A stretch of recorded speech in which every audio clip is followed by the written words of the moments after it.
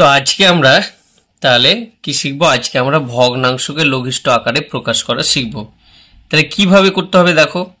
প্রথমে আমাদেরকে দেখতে পাচ্ছি ভগ্নাংশের উপরে যে সংখ্যাটা আছে এটা হচ্ছে লব আর নিচেরটা হচ্ছে হর। তাহলে আমরা কি করব, প্রথমে এই যে লবে যে সংখ্যাটা আছে এবং হরে যে সংখ্যাটা আছে এটাকে আমরা কি করব, আগে টুকরো টুকরো করে ভাঙবো। তো কিভাবে ভাঙতে হয় দেখো, আমি এখানে একটু রাফ করে দেখাচ্ছি তোমাদেরকে। 12কে যদি আমরা ভাঙাই 2 দিয়ে তাহলে কত হবে 6 দুগুণে 12, ফের 2 দিয়ে যদি ভাঙাই তাহলে কত হবে 3 দুগুণে 6। অর্থাৎ এখানে আমরা 12কে ভাঙালে কত পেলাম 2 গুণিত 2 গুণিত 3। এরপরে যদি 18কে ভাঙাই তাহলে আমরা কি পাবো, 18কে যদি আমরা ভাঙাই তাহলে 3 দিয়ে কত হবে 3 6 18। এরপরে দেখো আবার 3 দিয়ে যাবে 3 দুগুণে 6। তাহলে আমরা কি পেলাম 3 গুণিত 3 গুণিত 2।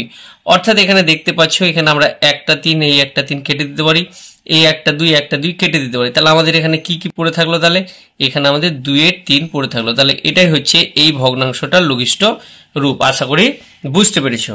এরপরে দেখো এটা যদি আমরা ভাঙাই তাহলে কি পাবো, 36কে সেম এইভাবে আমরা ভাঙাতে পারি, বা আমরা এইভাবে চাইলে একটু ভাঙাতে পারি যে কত হয় 4 9 36। এরপরে দেখো এখানে আমরা যদি 45কে ভাঙাই তাহলে আমরা কি করে 5 9 কত হয় না 45 হয়। তাহলে এখানে আমাদের কি হচ্ছে 9 9 কি হচ্ছে কেটে যাচ্ছে, তাহলে আমাদের পড়ে থাকছে কত না 4 এর 5। তাহলে এটাই হচ্ছে এর লঘিষ্ঠ রূপ।